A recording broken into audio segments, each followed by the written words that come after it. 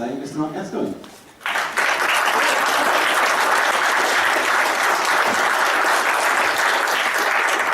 I think in this community, he's a gentleman who needs very little introduction, but I've written one anyway. Good. So, as we Can know, anyone hear me at the back? Is that okay? Yeah. Good man. He's a one-time Fighting Fantasy consultant editor, a job I think he did for about 10 years. Yeah, about 8.5, but I still send my invoices in. He's the author of the gamebook Battleblade Warrior, the novel Demonstealer. He co-authored Shadowmaster.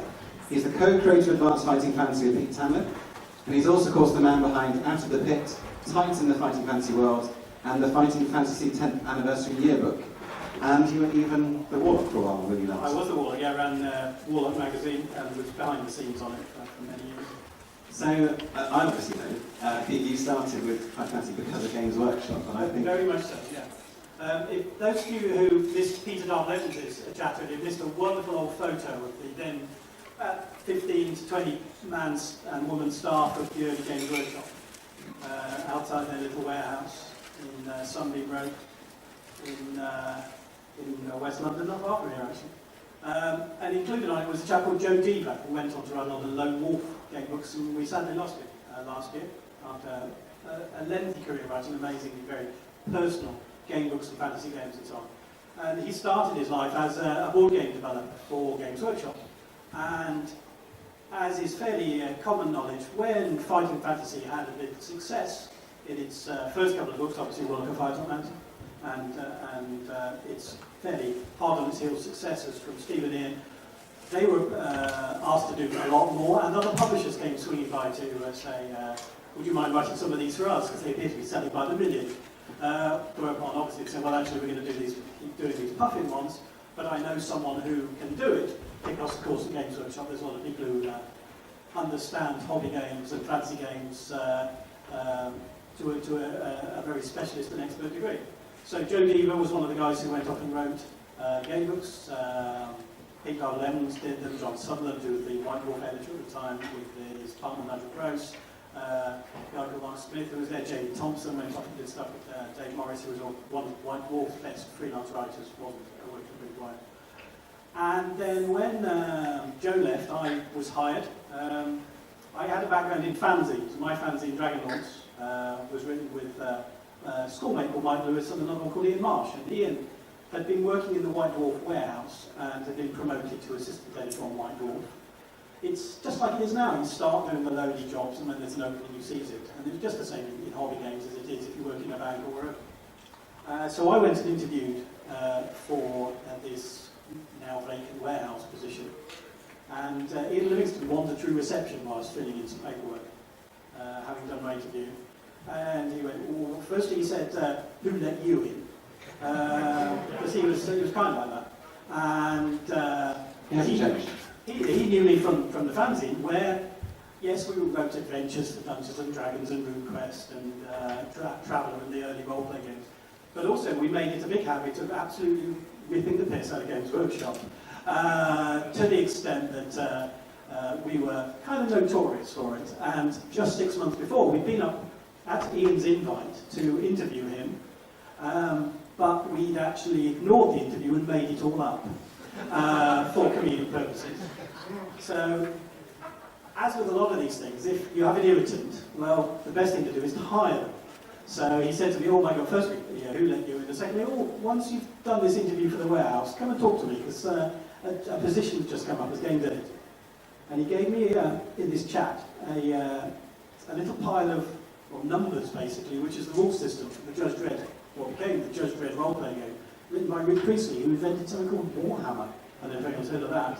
And as with Warhammer, it's more of a skirmish wargame system, and of course Dredd, being very combat-focused, lent itself to that. He said, well, I'm going to give you half an hour, and you've got to tell me what you think of that. And he came back in, I said, well, obviously it's utter crap, the Dragonlord's way. And he said, well, what are you going to do to fix it? And I gave him all sorts of notes about what I'd do. And he says, right, well, I'm going to talk to some folks, give me a ring this time next week. Whereupon I was in the call box with the peeps going and shoving 10p's in, and he pretended to toss a coin on the phone. Because I think Ian deservedly getting his revenge for years of being harassed by these squeaky little upstart fanzine editors. But needless to say, he gave me a job for the principal sum of £6,500 a year. We were rolling in it back in the day. This was April '84, and I joined, and 4 days later I went off for 3 weeks with the measles. That's how much I was enjoying it.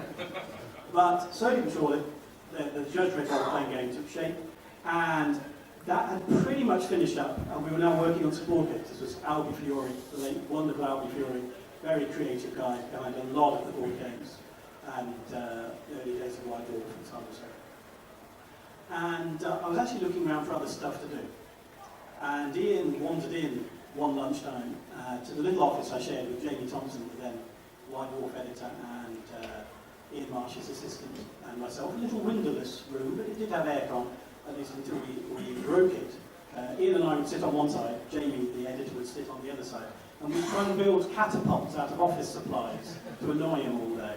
And unfortunately, Ian broke the air conditioning. Steve Jackson, I noticed, sitting in the corner, doesn't know any of this, because his office was around the corner.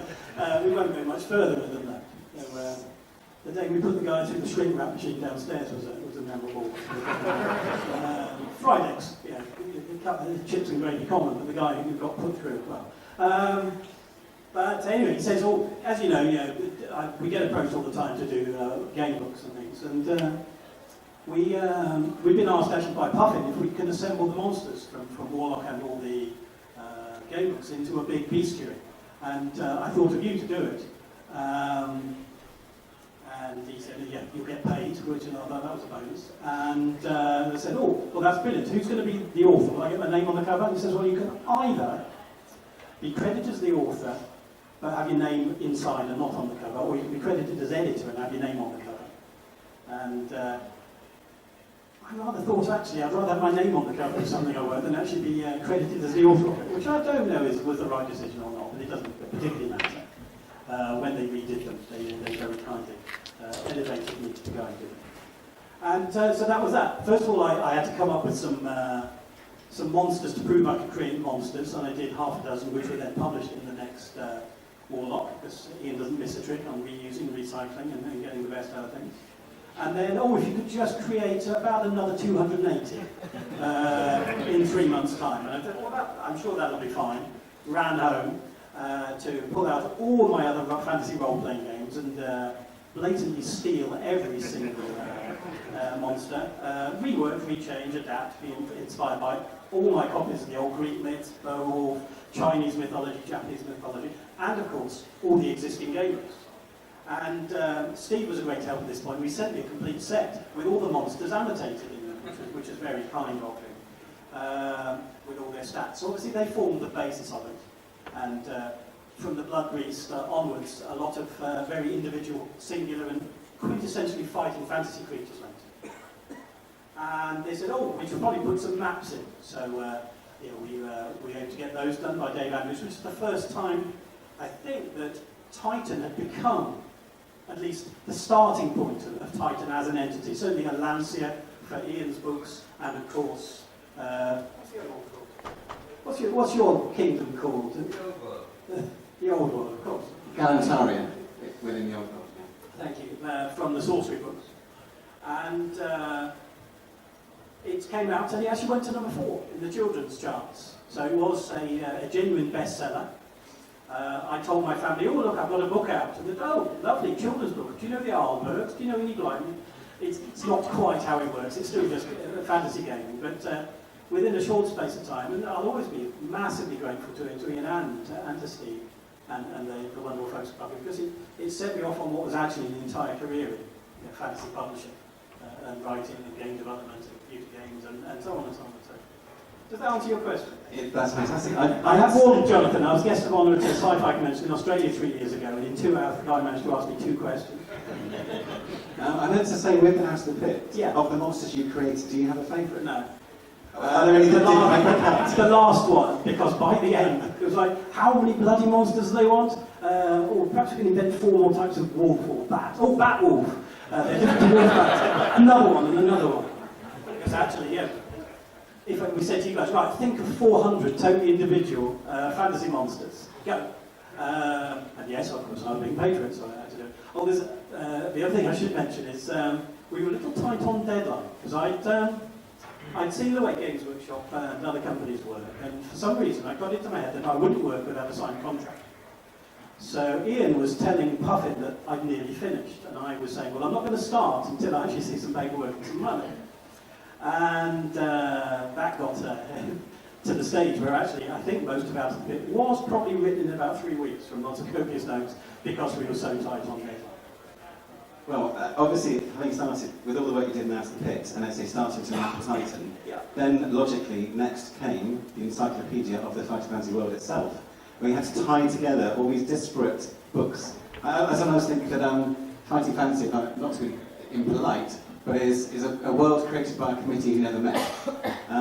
So how easy was that task? And I know you had to add a lot more to the background. Yeah, I think I had a lot of advice, particularly from Steve on that. Steve, particularly because Sorcery wasn't just doing an adventure, but was building an entire setting. He had some very clear opinions and guidelines on the way it should shape up.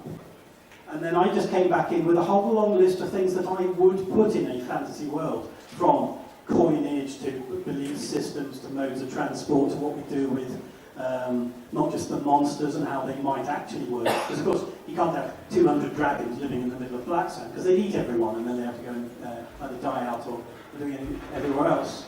And a lot of my fanzine work and my role-playing game running had been about trying to create fairly credible fantasy worlds.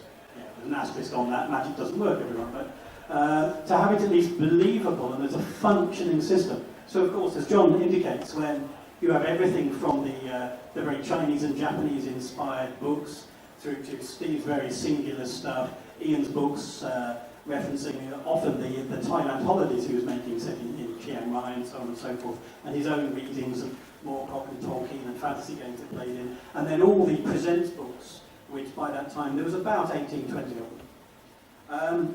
Mashing it all together did create some challenges, but it also created some opportunities. So just funny little things. So there are obviously there's a Japanese-inspired and a Chinese-inspired kingdom on the far side of Kul, which was the third continent that we invented basically to park all the Presents books where possible when they didn't fit better on a landscape, for example. So the Japanese one is actually a massive land-bound kingdom. The Chinese one are 3 little islands with volcanoes and geishikos.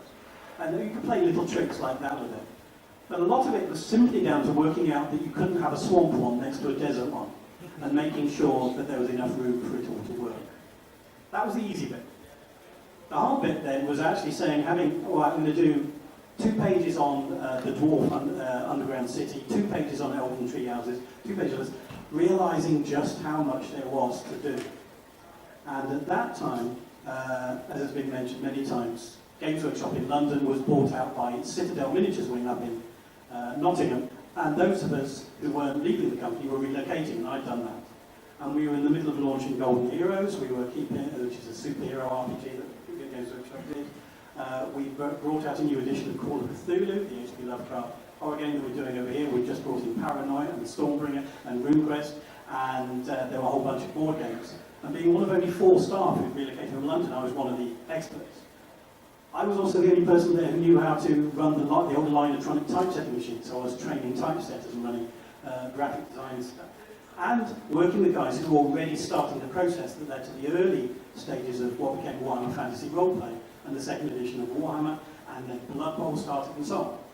So once again, I found myself in the position of pottering away on Titan in my spare time, and then I took 2 weeks off and wrote it. And I'd write all day. I'd read somewhere that you're meant to just work for 50 minutes and then exercise for 10 minutes. So I'd do sit-ups every 10 minutes, once an hour. And I have to say, by the end of it, my God, I wish I was still doing that now. And I recommend that to anyone writing under duress. And then every evening, when I was becoming word blind, I'd draw. Because, of course, although the wonderful maps and charts and diagrams in here are, by the likes of Steve Ludston, wonderful affairs, someone has to have drawn the rough of those and they put them up and thought it all through. So I was waking up with my face on the keyboard and then going back to work the next time. But I have to say, I'm proudest of everything I've done, and I've written over 50 books and game supplements and so on and so forth. Because there's something about the way that it all came together, that it was so comprehensive. And I think it took people a little by surprise. that, oh yeah, gamebook here, oh my god, there's an entire world. And I think setting out a story, didn't have to do it like that, but I was a bit obsessive. It was the same with the Dread role-playing game. We could have done 6 judges and 6 perks and muties in a box with a few dice roll combat systems, but actually it came with the big encyclopedia of the Judge Dredd world, and I suspect that's just my nature. So we did much the same for this. That then led, of course, if there is a world, we can go fighting fantasy gaming in it, and of course, we set up a whole bunch of hooks for different areas. Obviously my own Battleblade Warrior, I ring-fenced that one, the Siege of Vimorna, but there were a whole bunch of other areas, some which we knew were coming up and being developed, of course, and of course, putting in at least teasers of those, at the stage that the particular authors were at, with Luke Sharp or Carl Sargent or whoever, Peter as well. But also leaving a whole bunch of threads, some of which have been picked up and run with, and some of which are still there, waiting on even future gamebooks to be done. That was something I wanted to mention, because were you developing Battleblade Warrior while you were writing this, or did the idea? No, that was some time later. I thought that I would do this, and then, yes, I did want to write a gamebook. I had half a dozen different ideas, and Battleblade was the only one that came out, which the only reason that I only did one really was because I then became the consultant editor after the wonderful Robin Waterfield moved on. And I didn't feel it was fair to commission myself, I'll pay myself to do this, because actually one of my jobs as consultant editor is when someone like Jonathan sends in a gamebook, I'm the bugger who has to lay out all the pieces of paper and check that all his numbers are correct. So I'm the first person to map it out and prove that it works and that there's no errors in it, and then the same again at the typeset stage, and the same again, just prior to it going to press and so on and so forth. And it just wouldn't work like that, so I ended up being the guy who did the backgrounds. But Vimorna, I did set aside at that early stage as a possibility, but it wasn't a concrete plan. I mean, I know, as you say, as a aspiring writer myself, when I wanted to write the adventures, I would pour through Titan and Out of the Pit, and partly trying to pick monsters that were new to me, should we say, or certainly hadn't been used in gamebooks, fantasy gamebooks. But also, I did pick up on some of those hooks or locations. My first gamebook, Spellbreak, was set in Ruddlestone, and the way it described a very particularly religious culture, but then it also talked about this citadel on the border, so it became the Knights Templar, and obviously I then developed that to Knights of Doom and referenced it again in Knights of Necromancer, so that was really helpful, and it's certainly, you still pick it up today and there'll be new things you think. There's a whole thing about some mysterious master ogres, I know a little further down in the Old Lodge, I thought would be a fun one to explore. There were blobs on the map that people then games said, has anyone done anything with that blob, or that village, or that castle, or that river, or that ravine, or that tomb of the necromancer? What, has anyone covered that? And no, they were deliberately there for people to pick up. Well, I should say, of course, Ports of Crabs, which you described in there as this haven of pirates, that was too good for me not to use as well. But there were plans, I know, for you to write another game book, Night of the Creature. Was that developing any of the hooks, or was that something completely new? That was something different. That was also known as Honey, I Shrunk the Wizard. The basic plot was going to be that it was the only way you can get in or out of this wizard's fortress to find out what the hell he was doing was by shrinking yourself down and getting through his garden of living plants into his menagerie, and then find the right ingredients to make yourself large enough so you can then take him and his beasts on. And that was going to be 60, 61, 62 at some point down the line. With it coming to an end, obviously it never happened, but you never know. So if Scholastic said to you tomorrow, please write us a game book? Yeah, I'd be well up for it. My lad has just turned 11, and he actually, knowing I've come to this, he's been looking at these ones. He's actually been playing the Sonic the Hedgehog ones that Jonathan liked. A little simpler, but very fast moving, less game system, but very cute. And he was saying, oh, you should write another one of these, but only for him. But you don't know, perhaps that's the way it should go. Perhaps I should do one anyway. I think a lot of writers write either for themselves or people they know personally near them to begin with, and it's just other people enjoy their work as well. So. No, I was for the cash person. Which is obviously, I'm not going to be cynical, but if you get paid, then you can do another one and another one, and then the fun continues. I think the underlying principle is you have to be very good, and you have to put body and soul into whatever you're doing. I can joke about it. You've got to be incredibly professional to be asked to do it again. Neil Gaiman, I think, they're fancy writing. If anyone doesn't know Neil Gaiman is, doesn't know wonderful diagram. You can be on time, any good, and a nice guy. And actually, do all three, and people will come back again. Yeah, nice guy, maybe not so much. Well, I was going to say move on to Advanced Fighting Fantasy. How did that come about? But apart from the cash, obviously. That was very much because the Fighting Fantasy rules that Steve had assembled were a great starting point for taking the game system into a multiplayer version. And Paul Mason and Steve Williams, who were the next generation of White Dwarf editor and Games Workshop employee, I think Steve was running mail order there at the time, did some adventures for it. But then Fighting Fantasy itself was the bare bones. And with Titan and Out of the Pit as the source books, it seemed a natural opportunity to then take the game system out and make it very, very accessible. So we wanted a big adventure in it, but also we wanted to demystify the role-playing thing. Things were getting kind of complex. It was the same in the game books. And it's actually a balance. We learned this running the range, because there were people who played from number 1 or number 5 or whatever. And by the time you get to number 28 or number 46 or whatever, they want hardcore. They want very complicated rules. They want every single artifact that you've got to be a trigger word to go into a different path. They want that thing where if it mentions you've got the rose dagger, take 22 off and divide by 2 and then find yourself going somewhere totally different. Wonderful gearing systems that folk like Luke Sharp and indeed Jonathan have done in their books. But there are others that Penguin, Buff in particular, obviously, were trying to recruit the whole time. And if you're 11 and 12, you don't want something that's this most highly complicated, super hyper, tricky thing to do that will never bring you back to do another one. So there were experiments with taking the paragraphs out. There were some junior ranges, there were the Zagor books that Ian and Carl Sargent did and so on.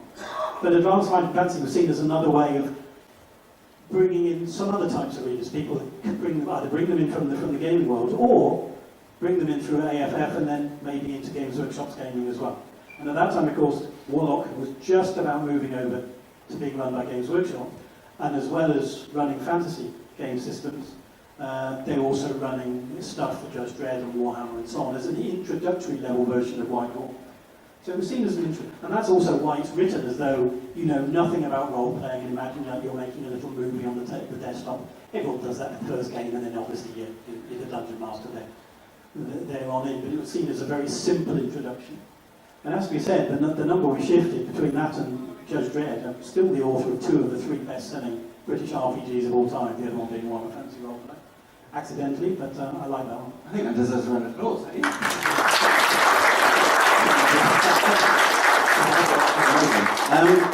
Well, I believe there were plans for a 4th book, weren't there? There were. Well, I think there were ways of exploring worlds, and I think it was done exactly right. Starting with the dungeons, then into the wilderness, and then locking it down into...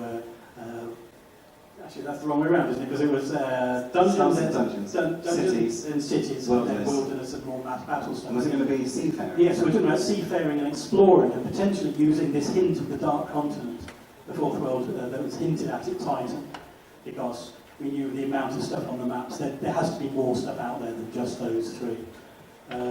That's assuming it's a sphere. I did say to Steve Luxon, the map artist, but how would it fit on the back of the turtle one day? Whoa!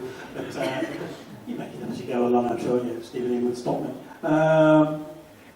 So there were plans to do that, but 3 seemed like a lovely trilogy to be honest. And then, having written game books and game supplements and RPGs, you also wrote novels. Yes, well, you're hanging about, you're not up to much on a Friday night. And the actual plan, as I understand it, Steve and Ian each to do one and get a range started, and then treat it a little bit like the Presents. And Steve's wonderful Trolltooth author did so much for setting the tone to the background world, and actually the very specific flavour. And of course, it's part of the bigger panoply of fantasy, and there are elves and dwarves and goblins and so on. But it really has that very specific essence, which I would probably put down to whatever crazy thing is going on in the back of Steve Jackson's head most of the time, that particular world of his. And I'm only saying this because he sat there, I just want to make him smile. But it does have that very specific feel to it. And I think actually Russ Nicholson's imagery as well, which has a lot to do with wrapping and daggers, and everything is leather upon leather. And that again brings a very significant little details that actually are built into this whole. Trolltooth Wars did that splendidly. Ian was busy doing lots of things. He was moving into the world of computer games and having a lot of success there. Was still working away on game books, had his fingers in so many pies that his novel, Shadowmaster, was, well, I seem to remember, it was about 8 pages of green biro, of plot, and that was taking its time. So in the meantime, they said, Mark, you obviously you're up to speed on the world and so on. Let's take Dark Mage's adventures on further. So I came up with the plot of Demonstealer and set off on my journeys, just like Dark Mage did. And in the original draft, this was the first long bit of fiction I'd ever written. And actually, there's a lot of words in this, and there were bits that didn't fit and so on. But it was about 180,000 words, full manuscript. It's a lot of stuff. But that was written in 2- and 4-page chunks. So it's more like doing an encyclopedia of bitty. But sustaining an entire narrative is a real challenge. And these days, I run Angry Robot Sci-Fi imprint, and that's my day job, helping other people through this. But at the time, well, as I say, in the original draft, there were 7 chapters where the heroes and the bad guys all wander through a desert going, oh my God, will this never end? And that was exactly a metaphor for how troublesome I was finding in writing Demonstealer. I knew where it had to go, and the different plot points had to feed in to that big confrontation that is nothing at all like the ending of Raiders of the Lost Ark. Demons' faces come off and so on and so forth. And I knew various points along the way. But once it was trimmed down, it was, they would say that, we remember childbirth, they'd never do it again, they'd all die out. I would say that much about writing novels. I'm not a novelist, I'm an editor, I'm a producer, a director, and I learned to my cost there. And then Ian said, well, I'm struggling with Shadowmaster, would you mind helping me finish that as well? And again, from his plot. But the best thing about that was we had his wonderful, wonderful cover art. I don't know if you've seen it, the John Civic illustration of 1,000,000 goblins at the top of a tower trying to grab the adventurers who were sailing off in a leather-made balloon. One of the best ever pieces of fighting fantasy art, I think, from John Civic. And he'd also commissioned the interior pictures by that point, so the plot had to pretty much hit them. And I wrote that, and about halfway in, I was doing a whole bunch of other things, which I also had to do, and I got blocked on it, and I really was hating it. So actually, and it's a little known fact, it's dedicated to William King, Bill King, who was one of the great Warhammer fantasy writers, and he finished it off.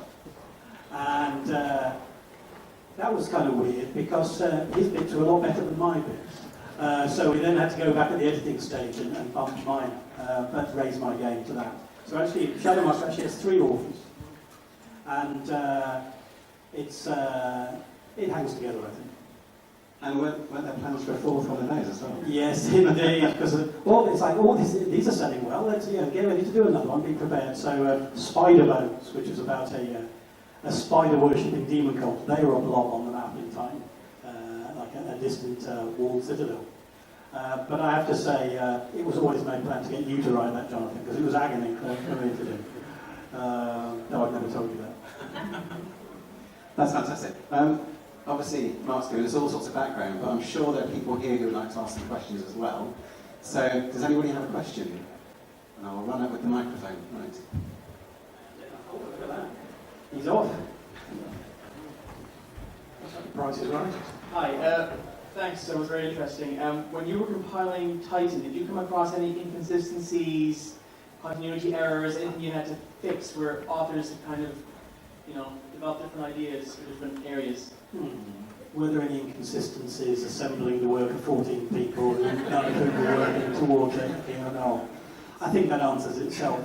Yes, there were. In some cases, we were able to go back to the authors and say, look, you've got this, would you mind awfully if we totally ignore what you wrote because it's illogical in it. These are the 4 game books, and by the way, they're written by Steve and Ian, so what they say goes. In other cases, there was a fudge, but actually because the world was so big, there were also opportunities to say, well, that happens further out, and there was settings of at least a couple of game books that actually they started quite close into the action, and then kind of went off onto their own isthmus or peninsula, a little further away, or behind an impassable wall of mountains, so it didn't actually matter. Of course it is a little bit of a patchwork of different cultures and inspirations from the samurai-inspired through the very Tolkienites. But actually, for the most part, we were able to put it, the world is a big place, and Titan is just the same. Thank you. Another question. I'm going to have a roving reporter. He's earning that t-shirt. Thank you. Marc, you spoke about paragraph checking. So I wanted to ask you, do you take pleasure in the structure of a game book as well as the narrative? I was always in great admiration for those authors who did do the tricksy stuff. Although we had to be mindful for the strategy for the range, if you want to call it that we weren't alienating younger new readers, because we had to keep it obviously fresh, but recruiting folks as well as losing folk off the other end who only bought 1 or 2 or 40 and then were kind of done.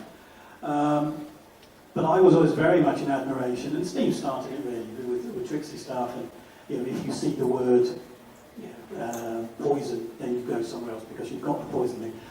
I love those hidden things, because it's easy when you're playing and it says, if you've got the sword of anti-werewolf, use it now by going to place. Well, everyone cheats then, don't they? They claim, oh, obviously I've got it, even though they haven't. When you do it with code words and secret things, a man with red hair and very, very clever things like that, you suddenly go, blimey, there's a whole secret level to this. Just like playing Doom or whatever, where suddenly the not obvious secret door opens and you realise there's 20 other levels you've missed. And those, I was in such admiration of them. But it's also the guys who could tell stories through them and actually really affect you. And that was the hardest one to pull off. Mechanics can be cold, and you can play wonderful games structuring this stuff out. But when you really you talk to people about the adventures they remembered, sometimes it's when the games defeated them. Sometimes it's when the world has felt very real, or, oh my God, I opened the door and the blood beast was there and I didn't know what to do and I was actually genuinely scared, and so on and so forth. And the very best authors were those who managed to do that. And as we say, God, he's just walked in. Mr. Livingston wasn't as tricksy as Steve, but his books were among the most atmospheric, and for me, the most effective, because it was his world and he was actually telling a whole bunch of sagas. And because of that, if you read a few of his, you felt like it was all chapter 12 of this amazing serial, this soap opera. And they were really affecting and really characterful. And between perhaps the gameplay of Steve's and the atmosphere of Ian's was that lovely happy medium. Thank you. Any more questions? So Mark, you were talking about mechanics and the fact that they're quite cold. For pretty much like the mid-run of the Puffin series, there's always like this extra growth of like additional mechanics that bolted onto extra books. Was this something that occurred naturally, or something that you kind of edged towards? It was already happening from time to time when I'd taken over, and I think my tack was always if you could swap or rename one of the existing mechanics, that was better than bolting on something else. There was also, I think, a tendency to take something from another role-playing game. A sanity check being the obvious example. That works wonderfully in Call of Cthulhu, and I think it works wonderfully in a horror-tinged gamebook. But it shouldn't become part of the canon, because ultimately you're then going to bloat and you end up in advanced fighting fantasy territory. But AFF became a place where you could explore those. And that's why the skill system was bolted on top of the regular mechanics, to allow you to bring in all these extra specialities, to allow things to become a little more sophisticated. So it tended to be that people had to make a real case for adding another characteristic. And if it couldn't be, replace your stamina with, say, a sanity check or whatever, then it was allowed. But I actually tried not to encourage it. Little mini games or short sections of, say, a little gambling game, or where you're lost in a maze and you're using a slightly different mechanic, that's great. But I didn't want anything to mess with the overall structure of it and to become canon, because then you're really starting to corrupt away from the core of what makes AFF work. And it's that lovely sweet spot between mechanics just complicated enough to give you a game as well as an adventure. Thank you. Any more questions? Yes. There we go.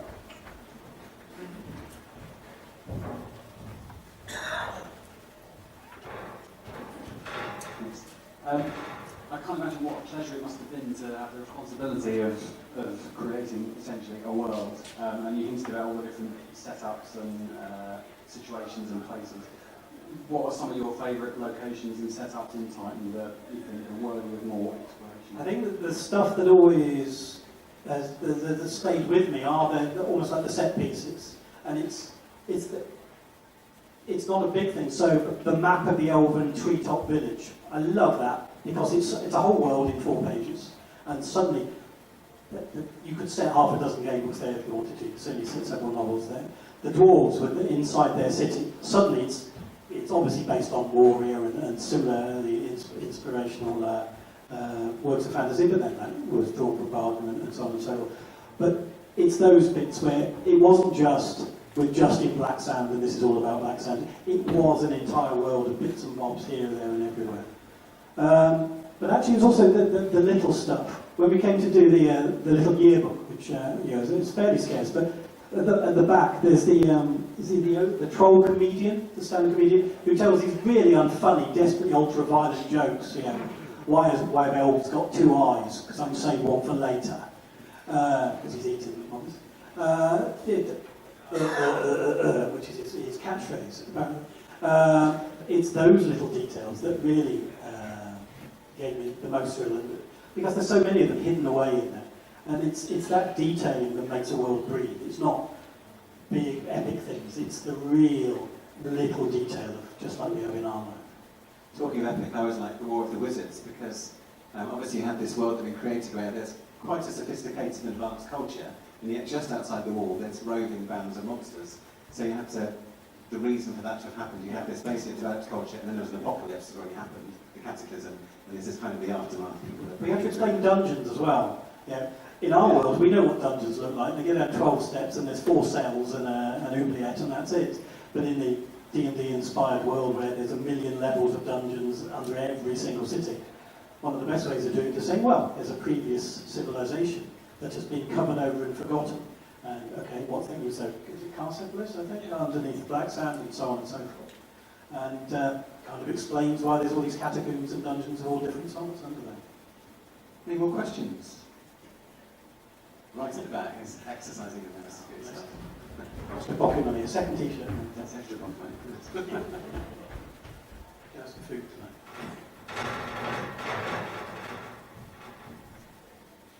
You might have to put your hand up again, sorry. No, I was just wondering, how do you decide what monsters to leave out of our other picks? I noticed the Chaos Warrior on the cover isn't actually in there, and unicorns and phoenixes and whatnot. Yes, well that was only because Christos Achilleos, wonderful Chris Achilleos, was working on that cover at the same time as the book was being planned out. And we only spotted pretty much after people came up to us that I think one of the games days were to come out. And they said, oh, I noticed this character isn't in the book. Oh, we're saying that. That's a good little Easter egg. That'll be in version 2. But never was, obviously. But there's still time. But no, that was just one of those things where it wasn't even snuck in. It was just a character who wasn't actually quite part of the mythology. So we go to there because you're near the back, and then we'll come down to you next. Thank you. You talked about how some of the settings and adventures are very sort of derivative, and you can see which sort of cultures or what they're. I wouldn't say derivative, wonderfully inspired by masterpieces of fantasy fiction and culture. That might be part of the answer to the question. So I was going to say, how much did you encourage people to sort of be different, unusual, and non-derivative versus something which is actually very clear and familiar to people? I think there's a fine line, because actually, wonderful Pink Dark was talking about spectral stalkers, which is to a flipping huge amount inspired by Doctor Who, and to the extent that there is a Davros-esque half cyborg character in it. And that is exactly right, I would say personally, because people who know it go, oh, you cheeky sod, oh, but I love Doctor Who, so hurrah, we're celebrating the secret influences here. But every work of fantasy literature draws on the past, and referencing it is a great way of paying homage to the brilliant people who came before us. We stand on the shoulders of giants, certainly in terms of Tolkien and Howard and Fritz Leiber and Michael Moore, many, many others. And it's all part of the weft and weave of it. They would say game mechanics inspire other games, but it's certainly the case that cultures and other works of fiction, the stories and myths that we all create, then feed into other works. And it's no different to having cheeky little nods here, there and everywhere. Freeway Fighter, and that obviously sprang original, there's no Mad Max in that or whatever. It doesn't matter, because actually what that says is, hey, love Mad Max, you're going to like this even more. We're really going to do justice to it. Look at it. Now out in comic form, almost 40 years later, it's just wonderful. And we have a question down here. Yes.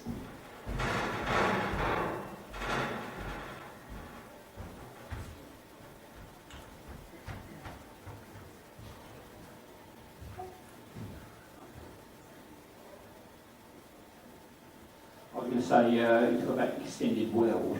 I quite like Camp of the Snow Witch, where you defeat the Snow Witch, and then your journey carries on to other parts of the world, and that's probably the first one I read. I thought, hang on, I know these places because I've read quite a lot, I've read about all the places, and that little extra made the story even more enjoyable. And then, it goes on, it's fantastic.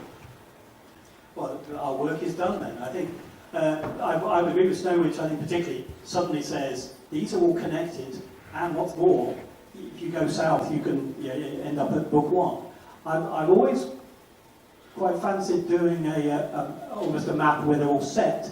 Was like a little addenda. Like, imagine if at some point someone does an entire new run of all the classic books, and they say at the end, then your adventures can continue. If you wish to go to book one, go here, book two, go here, and so they all join up.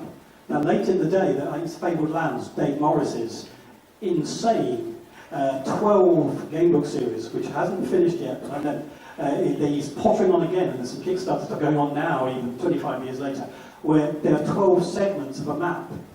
So if you own one, you can go off the side to the west and go to book 12, or go to book 2, or across the middle into all the other books. And they all join up.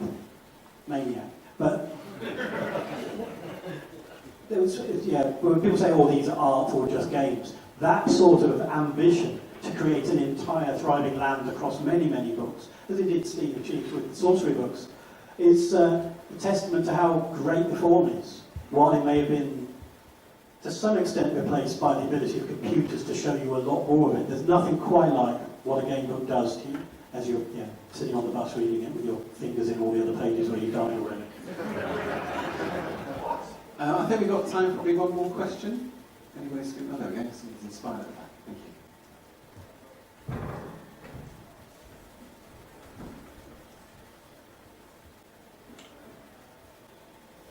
Hi. I was just wondering, when you were editing the series, did you get many approaches from budding authors that weren't in Games Workshop, were from outside, and were any of the ideas any good? If you hadn't stopped at 59, could there have been many more? Well, there was this one quite young lad who'd been pottering away, a bit of a fan who was forever pestering to do stuff. Every so often, actually, they would run a "Can you write the next game book?" competition. Puffin had run one towards the end of Robbie Waterfield's reign, and I inherited some of the last pieces of it. As you can imagine, with an open call across the age ranges, some of them were unsophisticated and great fun, but not publishable quality. But a better recruiter was actually Warlock Magazine, and obviously being close to that until it shut down with Games Workshop just before I took up the reins on the series. I knew the people who were effectively being recruited through Warlock Magazine and their own the adventure writer proposition there, who had been given gigs, who we could then go to and say, well, you've done a 180, 200 paragraph one for Warlock, and you've earned yourself 100 quid. Can we talk about whether you're up for doing a game book? And so some of the guys came up through that route. I know Luke Sharp came in and did that. I think Keith Phillips may have come in that way as well. But certainly several folks did. Others were Games Workshop or similar types who were very experienced game writers. We were always 3 books away from disaster. There were always enough to keep it going. And then we had to have chats with people about the next one or find more people who were interested. But only because they were very hard work. It's much easier to write a role-playing supplement than it is to write an entire game book, because that underlying structure of the flowcharts and so on is complicated to keep a handle on. So many people set off and then suddenly realised, as they'd given every paragraph, the first 20 paragraphs, 8 options. That's the entire book, because they bifurcate and nothing's actually happened. And keeping those plot points and those little notes and so on along the way is incredibly important. I know Ian particularly still talks about the structures and the guidance you learn from the master in setting these out. It's complicated stuff. I don't know if that answers the question, but some. I mean, I know that when I started writing the series, I was at university, so it worked out. They were publishing about 3 a year, and I was fortunate enough to become a regular gig. So my summer holiday at university was to write a game book, but of course you had about 2 months off, and that was all I did for the summer. But it's much better than working in Tesco's or something, so nothing against Tesco's. other supermarkets. Exactly. I do remember saying with Marc, he did nurture, obviously, a lot of writers, and myself. When I got my first letter back, it was just, I'd sent off an outline for an adventure in the first 100 paragraphs to Puffin, and I eventually got this letter back from Marc Gascoigne, and I was so excited to have Marc Gascoigne's name on it. And he very kindly said what he liked about it, but also that it wasn't good enough. So he did have to put up with about 5 other versions, I think, before we eventually got to one which was published. But I owe a great deal to Marc. And on that note, I think we all do, so can we just say a big thank you.